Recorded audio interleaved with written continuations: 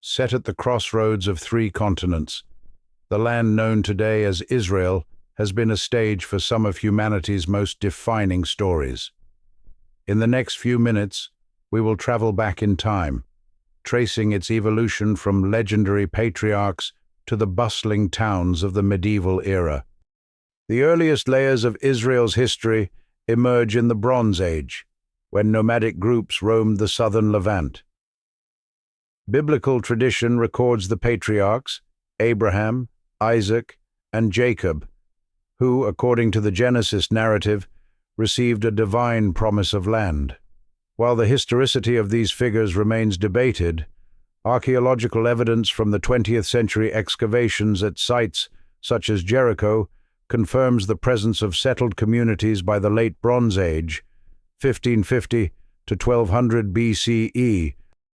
The biblical books of Samuel, Kings, and Chronicles describe a united kingdom under Saul, David, and Solomon. Modern scholarship places the emergence of a centralized polity in the early Iron Age, 12th to 10th centuries BCE. The Solomonic building boom, most famously the First Temple in Jerusalem, left a material imprint only partially attested in the archaeological record. Nonetheless, the era marks the crystallization of a distinct Israelite identity, expressed through language, cult, and a nascent legal system. After Solomon's death, the kingdom split. Israel in the north, with its capital at Samaria, and Judah in the south, retaining Jerusalem.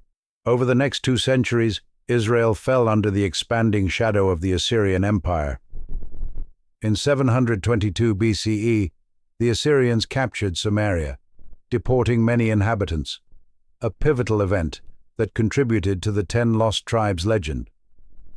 Judah, meanwhile, survived longer, navigating a delicate balance of tribute and autonomy. The turning point arrived in 586 BCE, when Nebuchadnezzar II's Babylonian forces razed Jerusalem, destroyed the First Temple, and deported the Judean elite to Babylon. This Babylonian exile became a formative experience, reshaping religious practice and literature. Prophetic voices, Jeremiah, Ezekiel, and later the authors of the Deuteronomistic history, interpreted the catastrophe as divine punishment, laying the groundwork for post-exilic identity. The fall of Babylon to Cyrus the Great of Persia in 539 BCE ushered a new chapter.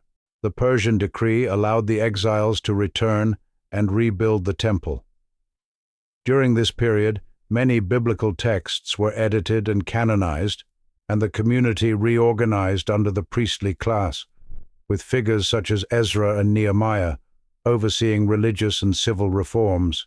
Alexander's conquest in 332 BCE introduced Hellenistic culture to the region. After his death, the Seleucid dynasty ruled Judea, encouraging the spread of Greek language and customs. Tensions culminated in the Maccabean Revolt, a successful uprising led by the priestly Hasmonean family. Their victory restored Jewish religious autonomy and produced an independent Hasmonean kingdom that lasted over a century, a rare period of native sovereignty in the post-exilic era. In 63 BCE, the Roman general Pompey seized Jerusalem, turning Judea into a client kingdom and later a province.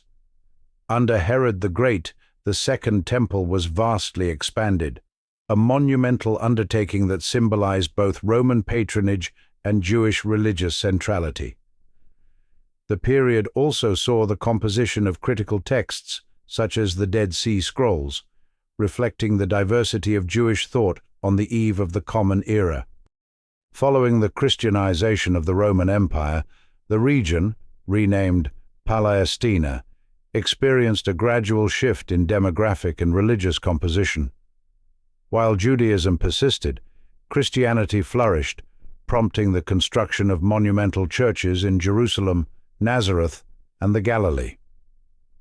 By the 6th century, the Byzantine administration oversaw a relatively stable but increasingly Christianized landscape, with Jewish communities confined largely to the Galilee and certain urban enclaves.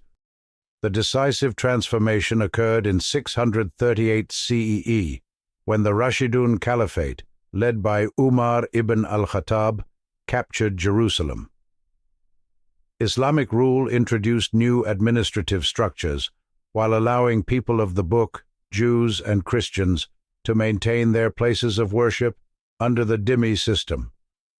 Over the next 3 centuries, the city became a focal point of pilgrimage and trade. The Crusader Kingdom of Jerusalem later imposed Latin Christian dominance, building formidable fortresses and reshaping the urban fabric. Yet Jewish presence endured, especially in the coastal towns of Ashkelon and Safed, modern Israel. In 1517, the Ottoman Empire captured the Levant, ending Mamluk rule and ushering in 4 centuries of relative stability. Ottoman law granted religious communities a degree of self-governance, allowing Jews, Christians, and Muslims to manage their own courts and schools. By the 1800s, the Tanzimat reforms sought to modernize the empire, centralizing tax collection, introducing new legal codes, and crucially, opening the door for European-backed economic activity in cities like Jaffa and Safed. The late 19th century witnessed a seismic shift. Persecution in Eastern Europe and the rise of nationalist ideas sparked the first Aliyah. Over 25,000 Jews arrived, founding agricultural colonies such as Rishon LeZion, Zichron Yaakov, and Petah Tikva. Parallel to this, Theodor Herzl's pamphlet Der Judenstaat crystallized political Zionism, arguing that a Jewish homeland could only be achieved through diplomatic advocacy and organized settlement. World War I shattered the Ottoman order.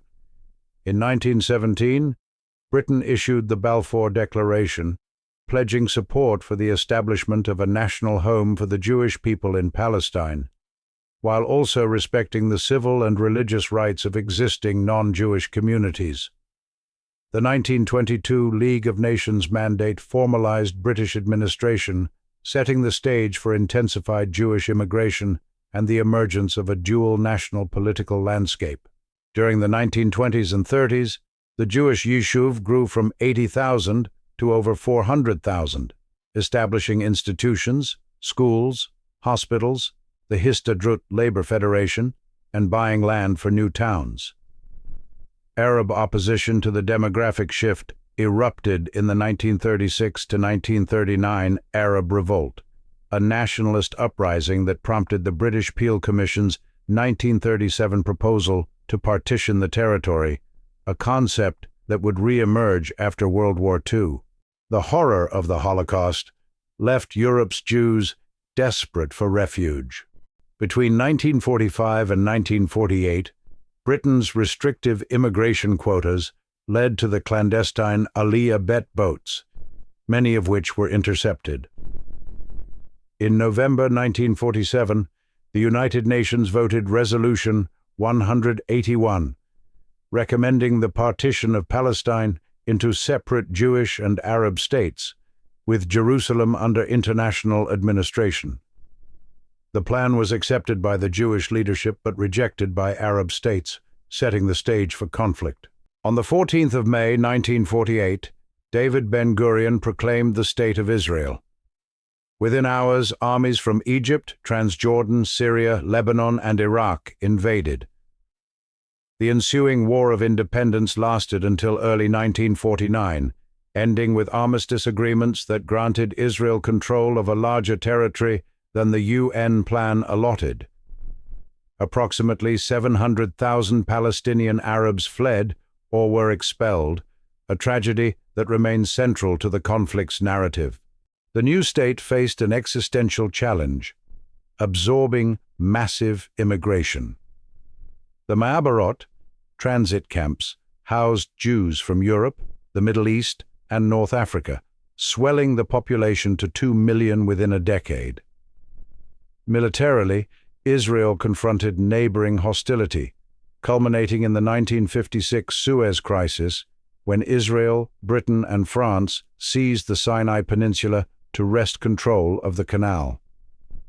Yet it was the 1967 Six-Day War that dramatically redrew the map, delivering the West Bank, Gaza Strip, Golan Heights, and East Jerusalem under Israeli control. Victory in 1967 ignited a new settlement movement, with civilians establishing communities beyond the pre-1967 Green Line.